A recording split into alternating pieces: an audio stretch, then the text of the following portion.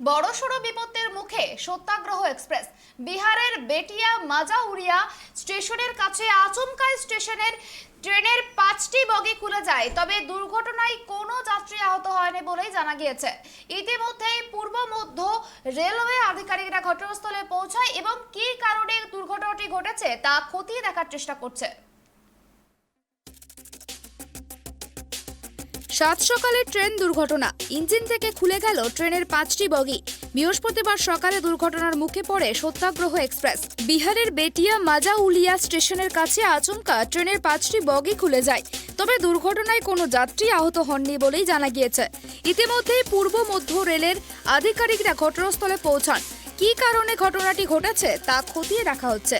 Rail সূত্রে জানা গিয়েছে, এদিন সকাল 11টা নাগাদ বিহারের মুজফ্ফরপুর নারকাটিয়াগঞ্জ রেলওয়ে সেকশনের কাছে বেটিয়া মাজাউলিয়া স্টেশন থেকে কিছুটা দূরে দুর্ঘটনার মুখে পড়ে সত্যাগ্রহ এক্সপ্রেস।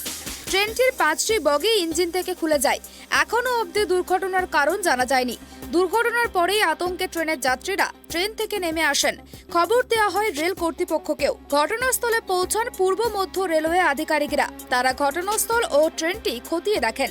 প্রাথমিক সূত্রে অনুমান, ট্রেনের কাপলিং খুলে যাওয়ার কারণেই এই বিপত্তি ঘটে। চলন্ত অবস্থাতে ট্রেনের বাকি অংশ থেকে আলাদা হয়ে যায় 5টি বগি। ট্রেনের যাত্রীরা জানান, স্টেশন পার করার পর ধীর গতিতেই চলছিল ট্রেনটি। হঠাৎ বিকট একটা শব্দ ও তীব্র ঝাঁকুনি হয় এবং এরপরেই যাত্রীরা দেখতে পান কয়েকটি বগি ট্রেনের পেছন থেকে আলাদা হয়ে গিয়েছে। তারা তারপরেই চিৎকার চেঁচামেচি শুরু করেন। সঙ্গে সঙ্গে ট্রেনটি দাঁড় করিয়ে দেওয়া হয়। সাত সকালে এই বিপত্তির পরে ট্রেন থেকে নেমে পড়েন যাত্রীরা।